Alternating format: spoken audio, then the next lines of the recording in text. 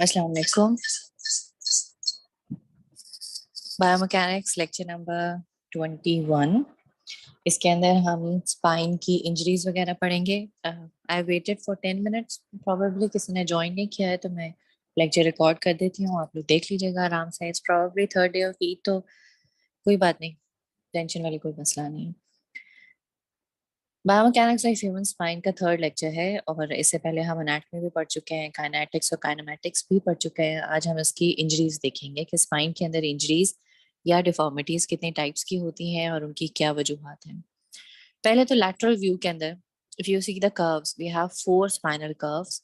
पहला लंबर जो कि सर्वाइकल होता है, ओ सॉरी, पहला लॉर्डोटिक कर्व जो कि सर्वाइकल होता है, फिर पोस्टीरियर कर्व या काइफोटिक कर्व जो कि नॉर्मल आपके थोरेसिक का होता है, फिर लंबर का लॉर्डोटिक होता है और फिर थोड़ा सा सैक्रम का काइफोटिक होता है। अगर ये लंबर कर्व एग्जैजरेट हो जाए इंटीरियरली तो ये हम इसको कहते हैं लॉर्डोसिस हो गया। अगर एग्जैजरेशन हो जाए आपके थोरेसिक कर्व की, जो कि पोस्टीरियर एग्जैजरेशन होगी, उसको हम कहते हैं काइफोसिस।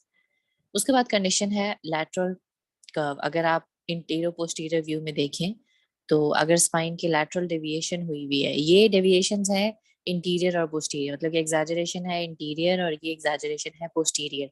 इस चीज के अंदर एग्जैजरेशन है लैटरल साइड पे, वो राइट साइड पे भी हो सकती है, वो लेफ्ट साइड पे भी हो सकती है, वो thoracic की भी हो सकती है, वो लंबर की भी हो सकती है और साइमल्टेनियसली दोनों की एक ही टाइम पे भी हो सकती है। तो ये स्कोलियोसिस है। लॉर्डोसिस क्या है जनाब? एग्जैजरेशन है लंबर कर्व की और यूजुअली इसके साथ जो आपके एब्डोमिनल मसल्स होते हैं वो वीक होते हैं, ओबेसिटी के साथ एसोसिएटेड होता है। आपके अगर आपके वीक एब्डोमिनल मसल्स हैं, बेसिकली ये क्या करते हैं, ये कॉन्ट्रैक्ट करते हैं एब्डोमिनल्स। तो ये कॉन्ट्रैक्ट करके पेल्विस को पोस्टीरियरली एक न्यूट्रल पोजीशन में रखते हैं। अगर ये मसल्स हो जाएं वीक तो क्या होगा, पेल्विस आपका इंटीरियरली टिल्ट हो जाएगा। और वो क्यों इंटीरियर टिल्ट हो जाएगा? क्योंकि वी ऑल नो कि जो ग्रेविटी है वो इंटीरियर पास कर रही होती है, तो ज्यादा प्रिडिस्पोजिशन है इंटीरियर टिल्टिंग की। स्पेशली अगर ये मसल्स काम नहीं कर रहे तो पेल्विस ने ऑटोमेटिकली इंटीरियर टिल्ट हो जाना है। लॉर्डोसिस की वजह से क्या होता है कि आपकी स्पाइन के ऊपर कंप्रेसिव लोड बढ़ जाता है और इसके कॉजेज क्या होते हैं कि ये क्यों डेवलप होता है। कंजेनिटल डिफॉर्मिटी हो सकती है, मतलब कि बाय बर्थ लॉर्डोटिक हो, या फिर एब्डोमिनल मसल्स वीक हो जाएं उसकी वजह से। ओबेसिटी के साथ एब्डोमिनल मसल्स वीक हो जाते हैं, या पोस्ट ऑप अगर कोई भी आपकी जनरल सर्जरी हुई भी है या एब्डोमिनल सर्जरी हुई है या किसी भी चेस्ट की सर्जरी भी हुई हुई है, तो एब्डोमिनल मसल्स अगर वीक हो जाएं तो उसके बाद लॉर्डोसिस हो जाता है। पोस्चर हैबिट्स अगर आपकी सही नहीं है, जैसे हमारी मोस्ट कॉमनली हमारी जो जनरेशन है इसके अंदर आप बैठते भी तमीज से नहीं हैं, आपका सोने का पोस्चर भी ठीक नहीं होता है, तो वो पोस्चरल हैबिट्स की वजह से डेवलप हो जाता है। या फिर कुछ ऐसे स्पोर्ट्स जिसके अंदर बार बार लंबर हाइपर एक्सटेंड हो रही हो, फॉर एग्जाम्पल जिमनास्ट में या जेवलिन थ्रोइंग में या स्विमिंग, कोई भी ऐसी स्पोर्ट्स जिसके अंदर लंबर की हाइपर एक्सटेंशन हो रही हो, अगर बार बार अगर आप ऐसे स्पोर्ट्स में एंगेज होते हैं तो ऑटोमेटिकली कुछ टाइम के बाद आपके लंबर का लॉर्डोसिस डेवलप होना शुरू हो जाता है। स्विमर्स के अंदर बहुत कॉमन है। स्विमर्स के अंदर क्या होता है, ये बटरफ्लाई स्ट्रोक होता है, इस तरह की जो स्विमिंग करते हैं इसके अंदर लंबर पे हाइपर एक्सटेंशन हो रही है तो लंबर पे लॉर्डोसिस डेवलप हो जाता है स्विमर्स के। उसके बाद कंडीशन है काइफोसिस की। बेसिकली ये नॉर्मल थोरेसिक कर्व है जो कि पोस्टीरियर होता है और ये एग्जैजरेटेड थोरेसिक कर्व है, तो इसको हम काइफोटिक स्पाइन कहते हैं। इन अदर वर्ड्स हम इसको हंचबैक भी कहते हैं। उर्दू में या पंजाबी में इसके लिए वर्ड होता है कुब निकल आना। तो अगर आप में से किसी ने एक हंचबैक या हंचमैन, पता नहीं इस तरह की कार्टून मूवी भी थी, उसके अंदर भी उसको निकला हुआ था, कुब निकला हुआ था, तो काइफोसिस बेसिकली होता है। इंसिडेंस क्या है, 8% ऑफ जनरल पॉपुलेशन के अंदर काइफोसिस हो जाता है और यूजुअली जेंडर में तो इक्वल डिस्ट्रीब्यूशन है, मर्द और औरतों में इक्वली होता है, ज्यादा प्रीडिस्पोजिशन नहीं है, लेकिन ओल्ड एज के साथ ही डेफिनेटली बढ़ जाता है। और स्पेशली अगर लेडीज के अंदर ऑस्टियोपोरोसिस हो तो उसके बाद काइफोसिस बहुत कॉमन हो जाता है। Develop between the age of 10 to 16, period of more rapid growth of thoracic spine। अगर ये यंग एज में होना हो तो ये 10 से 16 साल की उम्र में होता है। कंजेनिटल एब्नॉर्मेलिटी हो सकती है डेफिनेटली, ऑस्टियोपोरोसिस के बाद हो सकता है डेफिनेटली, ओल्ड एज में होता है। और ऑस्टियोपोरोसिस के बाद होता क्या है, बेसिकली आपके जो इंटीरियर वर्टिब्रल हाइट है वो रिड्यूस होती है, कंप्रेशन फ्रैक्चर्स होते हैं या इंटीरियर कंप्रेशन आता है, आगे से हाइट कम हो जाती है, पीछे से हाइट उतनी ही रहती है। तो होता है क्या, ऑटोमेटिकली जब इन सारे वर्टिब्रेस की इंटीरियर हाइट कम होगी तो ये इस तरह का एक कर्व बन जाता है और जिसको कहते हैं शोरमैन्स डिजीज। इसमें वर्टिब्री की वेज शेप हो जाती है, और एपिफिजियल फ्लेट जो है मतलब कि उसका बिहेवियर एबनॉर्मल हो जाता है, और अक्सर ये स्विमर्स में भी होती है। हमने इससे पहले पढ़ा था स्विमर्स में लॉर्डोसिस होता है, स्विमर्स में काइफोसिस भी होता है, लेकिन वो ये है इस तरह की जो स्विमिंग करते हैं उनके अंदर काइफोसिस हो जाता है, जो कि बटरफ्लाई स्ट्रोक के साथ जो मैंने आपको पहले डायग्राम दिखाई थी उनके अंदर लॉर्डोसिस होता है। तो अगर सिर्फ क्वेश्चन ये आता है कि स्विमर्स में क्या डेवलप होता है, तो स्विमर्स में लॉर्डोसिस भी होता है और काइफोसिस भी होता है। वैसे वर्टिब्री की हम बात कर रहे थे कि होता क्या है बेसिकली, पहले अगर वर्टिब्री की इक्वल हाइट होती है तो शोरमान्स डिजीज में क्या होता है, इंटीरियर जो बॉर्डर है उसकी हाइट कम होती है, और उसकी वजह से जब ढेर सारे वर्टिब्रीज की हाइट कम होती है तो पूरा ये वर्टिब्रल कॉलम जो है ये इसकी हाइट रिड्यूस हो जाती है, इसकी नॉर्मल रहती है, तो ऑटोमेटिकली एक सी शेप कर्व सा बन जाता है, और आपकी जो थोरेसिक स्पाइन है वो एग्जैजरेट हो जाती है पोस्टीरियरली। अब इसकी वजह से सिम्टम्स क्या आते हैं, बैक में पेन होती है, मसल्स फटीग हो जाते हैं, मसल्स बैक स्टिफ हो जाती है। अगर बहुत ज्यादा सिवियर सिचुएशंस हैं तो सिम्टम्स जो है वो टाइम के साथ बढ़ती जाती हैं, और ये जो काइफोसिस है ये प्रोग्रेस करता है हमेशा, मतलब कि ये एग्जैजरेट कर जाता है, और इसकी वजह से अगर ये ज्यादा एग्जैजरेट हो जाए तो इसकी वजह से आपकी जो पोस्टीरियर स्पाइनल कॉर्ड है उस पर कंप्रेशन भी आता है। तो अगर स्पाइनल कॉर्ड पे कंप्रेशन आए तो फिर न्यूरोलॉजिकल सिम्टम्स आएंगी। अगर स्पाइनल नर्व्स आपकी सेंसरी नर्व्स कंप्रेस हो रही हैं तो सेंसेशन लॉस हो जाएगा, अगर आपकी मोटर नर्व्स कंप्रेस हो रही हैं तो मसल लॉस हो जाएगा या मसल मूवमेंट्स में मसला आएगा, अगर आपके ऑटोनॉमिक नर्व्स डैम हो रही हैं तो फिर बॉवल और ब्लैडर कंट्रोल वगैरह जो है इसमें भी प्रॉब्लम आती है। Severe cases of thoracic kyphosis can also limit the amount of space in the chest and cause cardiac and pulmonary problems. सीधी सी बात है, अगर आपकी चेस्ट में, ठीक है, अगर आपकी नॉर्मल स्पाइन है इतना सा कर्व होना था और अब ये इतनी ज्यादा कर्व हो गई तो क्या होगा, जो इंटीरियर स्पेस है, ये जो इंटीरियर अगर आप मेजर करें कि पहले इतने से इतनी थी तो ये ज्यादा अगर हो जाएगा तो ये स्पेस कम हो जाएगी। इसकी स्पेस कम होने की वजह से क्या होगा, आपकी चेस्ट में लंग्स हैं, आपकी चेस्ट में हार्ट है, उनकी जो नॉर्मल फंक्शनिंग या जो नॉर्मल एक्सपेंशन है उसमें प्रॉब्लम आएगी। ट्रीटमेंट इसका क्या होता है, माइल्ड अगर केसेस है तो ऐसे है तो काइफोसिस का तो हम स्ट्रेंथनिंग करके एक्सरसाइजेस उसको ठीक कर लेते हैं, लेकिन अगर ज्यादा सीवियर केसेस हैं तो हम ब्रेसिंग या जो डिफरेंट ब्रेसेस वगैरह होते हैं वो यूज करते हैं, या फिर हम सर्जिकल करेक्शन की तरफ जाते हैं। स्कोलियोसिस क्या है, स्कोलियोसिस लैटरल डेविएशन है, और बेसिकली इसमें होता क्या है कि एक वर्टिब्री की लैटरल डेविएट भी करता है और उसके अलोंग विद लैटरल डेविएशन वो रोटेट भी कर जाता है। सी शेप भी हो सकती है स्कोलियोसिस, और एस शेप भी हो सकती है। अब इसमें अगर आप डिफरेंशिएट करें, दिस इज सी शेप, क्या सिर्फ एक कर्व बना हुआ है, इसके अंदर ये भी बना हुआ है और ये भी बना हुआ है थोड़ा सा, तो अब ये एस शेप है।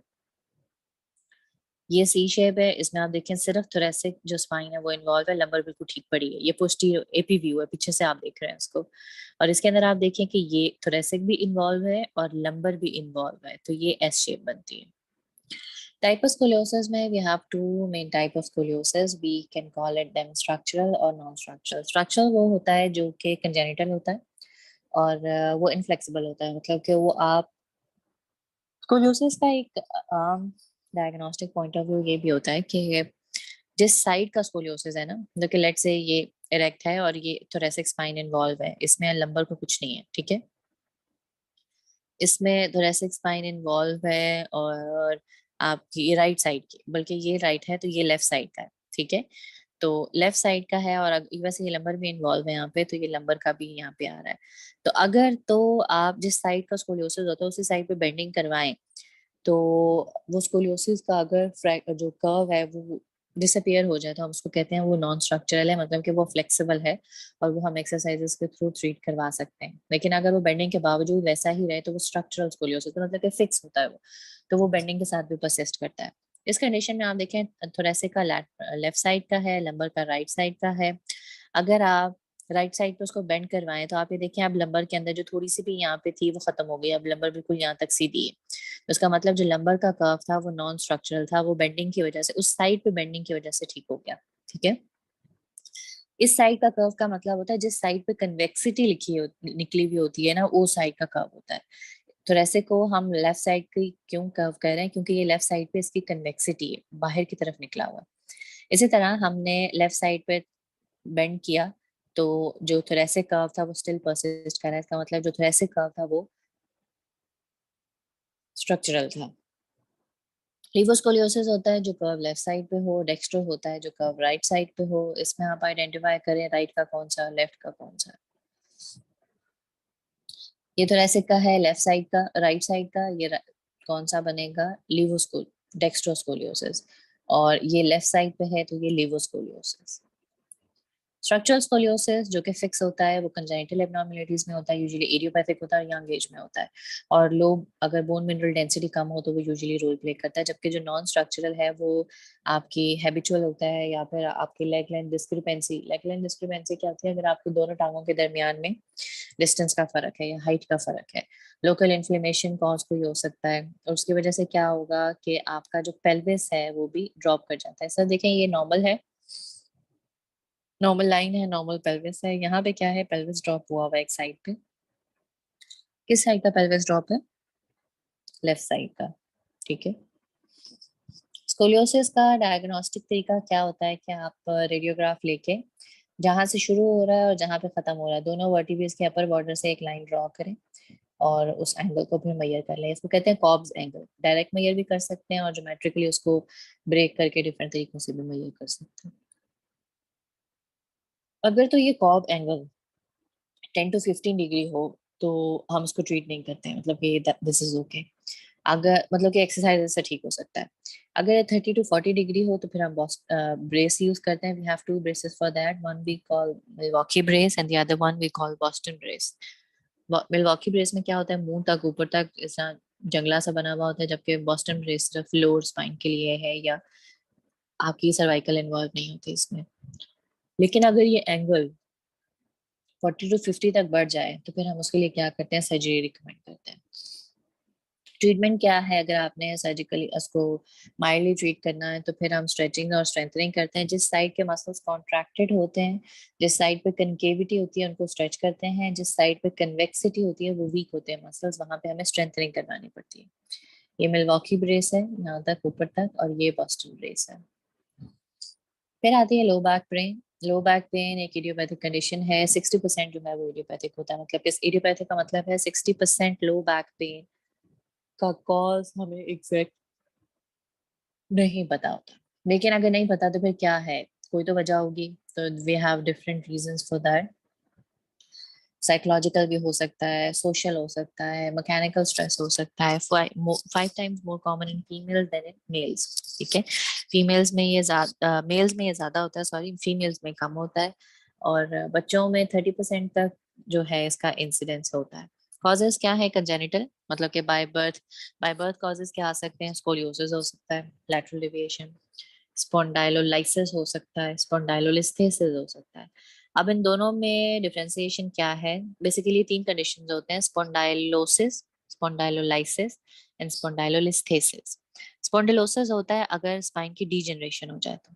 ठीक है, डीजेनरेटिव या एजिंग चेंजेस अगर हो जाए, वो कंजेनिटल में नहीं आती, वो एजिंग चेंजेस में हम देखेंगे, उसकी वजह से भी बैक पेन होती है। स्पॉन्डाइलोलाइसिस होता है अगर आपकी वर्टिब्री का फ्रैक्चर हो जाए तो। ठीक है। और वो पार्स इंटरआर्टिकुलरिस एक पोस्टीरियर न्यूरल आर्च के अंदर एक जगह होती है, उस जगह पे अगर फ्रैक्चर, हेयर लाइन फ्रैक्चर हो जाए तो वो स्पॉन्डाइलोलाइसिस होता है। स्पॉन्डाइलोलाइसिस के बाद अगर आपके फ्रैक्चर के बाद अगर आपकी वर्टिब्री स्लिप करके इंटीरियर मूव कर जाए तो स्पॉन्डाइलोलिस्थेसिस हो सकता है। इन दोनों केसेस में बैक पेन होती है।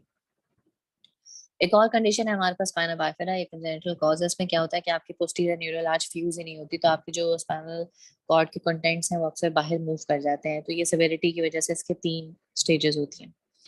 इन्फेक्टिव कंडीशन हो सकती है, मतलब कि ऑस्टियोमाइलिटिस अगर आपके बोन्स में इन्फेक्शन है, या फिर टीबी ट्यूबरकुलोसिस हो सकता है। ये स्पाइनल बाइफेरा ओकल्टा है। इसमें क्या है कि आपके स्पाइनल कॉर्ड जो आपकी वर्टिब्रीज हैं पोस्टीरियर फ्यूज नहीं होती, तो जो स्पाइनल कॉर्ड के कंटेंट्स हैं वो बाहर की तरफ मूव कर जाते हैं। इसमें अगर हेयरी पैच हो सिर्फ, बाय मूव ना करे, मतलब कि पोस्टीरियर ओपनिंग है लेकिन जो कॉर्ड है अपनी जगह पे ही है, उसको स्पाइनल बाइफेरा ओकल्टा कहते हैं। मेनिंजोसील है अगर सिर्फ मेनिंजेस प्रोट्रूड करें, और अगर आप उसकी मेनिंजेस के साथ अगर आपकी नर्व भी बाहर उसके साथ प्रोट्रूड कर जाए तो फिर भी कॉल इट मेनिंजोमाइलोसील, और इसके सर्जिकल ट्रीटमेंट करना पड़ता है इसका। ट्रोमेटिक के कॉजेज क्या है, चोट लगने के, कि वर्टिब्रल बॉडी की कोई इंजरी हो सकती है, पोस्टीरियर आर्च की कोई इंजरी हो सकती है, कोई फ्रैक्चर वगैरह हो सकता है, डिस्क प्रोलैप्स हो सकती है, मसल स्ट्रेन या मसल स्प्रेन वगैरह, लिगामेंट स्प्रेन वगैरह हो, तो उसकी वजह से आपके बैक में पेन हो सकती है। इन्फ्लेमेटरी कॉजेज क्या है? रूमेटॉइड आर्थराइटिस हो सकता है, और as, ankylosing spondylitis, bamboo spine कहते हैं इसको, ये एनकाइलोजिंग स्पॉन्डिलाइटिस है। इसमें इतनी इन्फ्लेमेशन होती है, उसके बाद ये फ्यूज हो जाती है सारी वर्टिब्रेस, ठीक है, बिल्कुल सीधी हो जाती है। बैम्बू इसलिए कहते हैं क्योंकि जो बांस होता है बिल्कुल वैसी स्पाइन हो जाती है आपकी रेडियोग्राफ में, और बहुत पेनफुल होता है। उसके अलावा क्या है? नियोप्लाज्म मतलब कि कैंसर हो सकता है, बिनाइन भी हो सकता है, मेलिग्नेंट भी हो सकता है। Metabolic causes, osteoporosis, osteomalacia, degeneration, यहाँ पे मैंने आपको पहले बताया था स्पॉन्डिलोसिस आएगा, और उसके अलावा ऑस्टियोआर्थराइटिस हो सकता है। रेफर्ड पेन है, ये भी हो सकता है कि बैक का कोई कंडीशन ही ना हो, लेकिन वो कहीं और से पेन रेफर करके आपके पास आ रही है, तो वो क्या होगी? गायनोकोलॉजिकल डिजीज हो सकती है, कोई आपकी यूरिनरी या जेनिटो यूरिनरी है, किडनी का कोई हो सकता है, गैस्ट्रोइंटेस्टाइनल हो सकता है। एथलीट्स के अंदर ज्यादा चांसेस होते हैं नॉन एथलीट के कंपैरेटिव लो बैक पेन के, और वो वर्कर्स जो कि ज्यादा देर सिटिंग में टाइम गुजारते हैं, फॉर एग्जांपल टीचर्स वगैरह हैं आपके, या ट्रक ड्राइवर्स होते हैं, या लेबरर्स होते हैं, या ऐसे ऑक्यूपेशन जिसके अंदर या तो सिटिंग बहुत ज्यादा हो या फिर हैवी लिफ्टिंग इन्वॉल्व हो, उनके अंदर वो हाई रिस्क ऑक्यूपेशन होते हैं, उनके अंदर लो बैक पेन ज्यादा होती है। जिन लोगों को हैबिचुअल स्मोकिंग होती है उनकी डिस्क डिजेनरेशन ज्यादा होती है। लो बैक पेन जो अक्यूट होती है वो यूजुअली अननेचुरल पोस्चर्स की वजह से, मतलब कि एक सडन जो लो बैक पेन होती है ना, वो पोस्चर से रिलेटेड होती है most of the time. Repetitive सब एक्यूट लोडिंग जो होती है वो मतलब कि आपको लो बैक पेन करवा सकती है। इसको ट्रीटमेंट क्या है? प्रिवेंशन, स्टेबिलिटी, आपके स्पाइनल मसल्स की को एक्टिवेशन जिसके अंदर मल्टीफाइडस और क्वाड्रेटस लंबोरम आता है, डीप मसल्स हैं।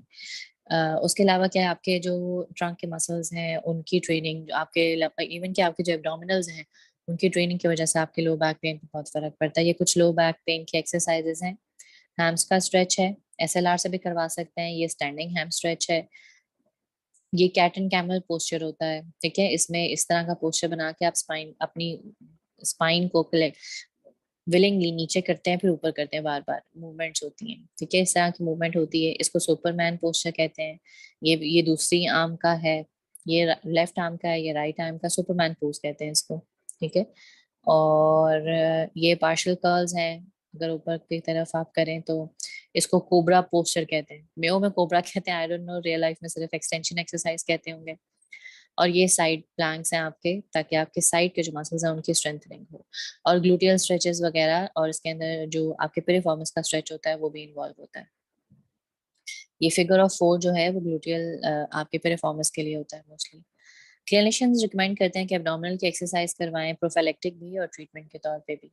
सॉफ्ट टिश्यू इंजरीज होती हैं, कंट्यूजन, मसल स्ट्रेन या लिगामेंट स्प्रेन वगैरह, 95% जो आपकी लो बैक पेन है वो सॉफ्ट टिश्यू इंजरीज की वजह से होती है, और अक्सर या ओवरलोडिंग हो जाए, या कोई ब्लू लगा है, मसल स्पाज्म वगैरह हो, या कॉन्ट्रैक्चर्स हो जाए आपके बैक के, तो हो जाता है। अक्यूट फ्रैक्चर्स हो सकते हैं आपके स्पाइन के वर्टिब्रे के, और इसमें कंप्रेशन फ्रैक्चर्स भी आते हैं, एक्सियल लोडिंग की वजह से आता है, या फिर रेसलिंग में इस तरह की हो तो आपके सर्वाइकल फ्रैक्चर्स हो जाए, या फिर आपके कंप्रेशन फ्रैक्चर्स जो हैं वो एक्सीडेंट्स वगैरह में भी बहुत कॉमन होते हैं, ठीक है। स्ट्रेस फ्रैक्चर्स हैं, स्ट्रेस फ्रैक्चर्स क्या स्पॉन्डिलोलाइसिस में होता है, इसमें मैं ये बात आपको पहले बताई थी कि न्यूरल आर्च में, पोस्टीरियर न्यूरल आर्च में एक जगह होती है उसको लेमिना वाली जो जगह होती है, अगर वो उस जगह से पार्स इंटर आर्टिकुलरिस कहते हैं उस जगह को, अगर उस जगह पे फ्रैक्चर हो जाए, फ्रैक्चर ऑफ पार्स इंटर आर्टिकुलरिस, उसको हम कहते हैं स्पॉन्डिलोलाइसिस, ठीक है, ये हेयर लाइन फ्रैक्चर होता है। और उसकी वजह से अगर फ्रैक्चर के बाद वो वर्टिब्रे, क्योंकि पोस्टीरियर सपोर्ट तो खत्म होगी ना उस वर्टिब्रे की, अगर शियर फोर्स लगेगी तो क्या होगा? वो वर्टिब्रे स्लिप करके इंटीरियर मूव कर सकती है, तो अगर वो मूव कर जाती है इंटीरियरली तो अब हम उसको कहते हैं वो स्पॉन्डाइलोलिस्थेसिस है, ठीक है। उसके अलावा क्या है? आपकी जो नर्व्स निकल रही हैं, अगर यहाँ पे कोई कंप्रेशन आ रहा है किसी भी रीजन की वजह से, तो आपका बैक पेन आएगी, या शैटिका के सिम्टम्स आएंगी।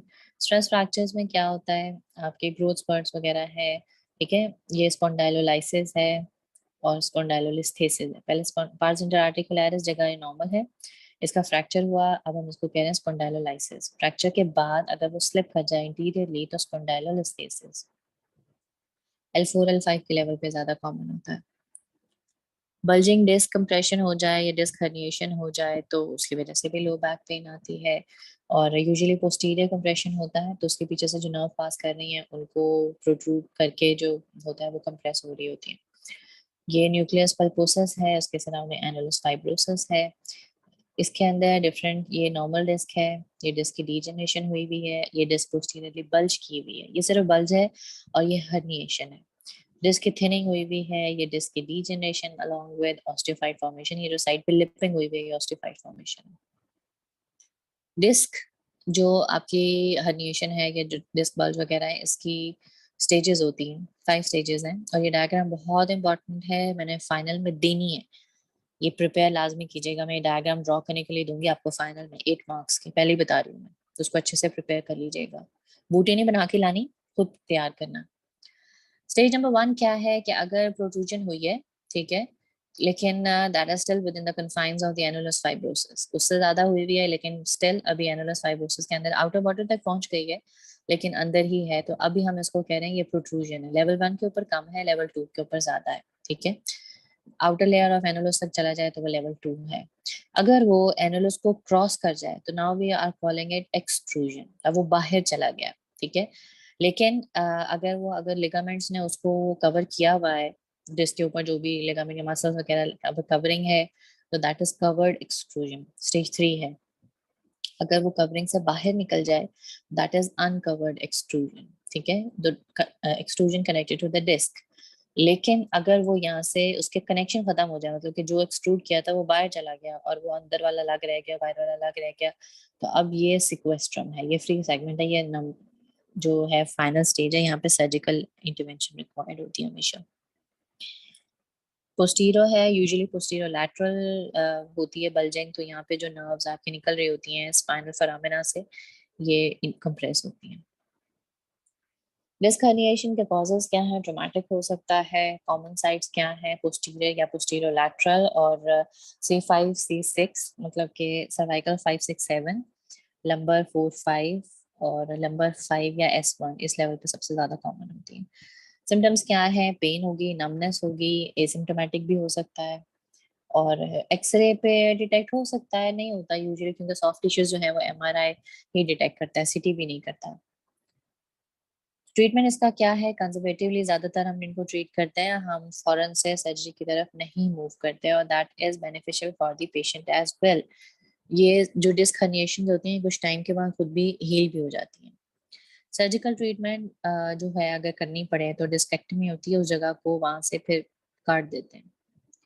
विप्लैश इंजरीज होती हैं, ये ऑटोमोबाइल एक्सीडेंट इंजरीज हैं। उसमें बेसिकली क्या होता है कि आप गाड़ी चलाते हुए जा रहे हैं, एकदम से झटका लगा, आपकी गर्दन पहले आगे गई फिर फौरन से पीछे गई, तो ये एक सडन जो मूवमेंट होती है ना, उसकी वजह से क्या होता है, थोरेसिक सर्वाइकल थोरेसिक जंक्शन के ऊपर जो है वहाँ पे आपके जो मसल्स हैं वो टीयर हो जाते हैं, विप्लैश हो जाता है। तो अगर ये ज्यादा सिवियर हो जाए तो डेथ भी हो जाती है पेशेंट की, ठीक है। वो पहले हाइपर एक्सटेंड किया, फिर नेक फ्लेक्स हुई, तो क्या होगा कि ये जो जगह है ये that is pre disposed for the ligamentous injuries. Females में ज्यादा कॉमन होता है इस तरह की हाइपर एक्सटेंशन पे हाइपर फ्लेक्शन। तो ये जो हाइपर एक्सटेंशन हुई तो इंटीरियर जो लिगामेंट्स थे, इंटीरियर लॉन्गिट्यूडनल लिगामेंट वो इंजर्ड हो गए, और अगर हाइपर फ्लेक्शन हुई तो जो पोस्टीरियर लिगामेंट्स थे वो इंजर्ड हो गए।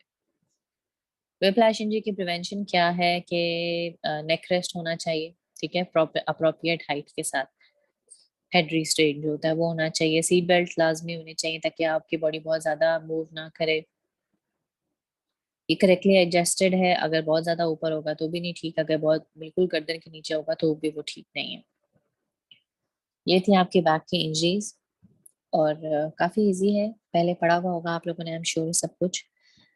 नेक्स्ट लेक्चर में इंशाल्लाह हम गेट पढ़ेंगे, आखिरी 2 लेक्चर रहते हैं हमारे, नेक्स्ट वीक में हमारा सिलेबस खत्म हो जाएगा।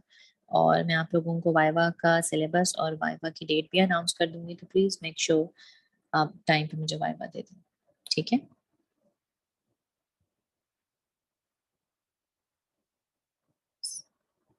ये भी पढ़ लीजिए, पढ़ा करेंगे, मैं एंड पे आप लोगों के लिए डालती हूँ। अल्लाह हाफिज।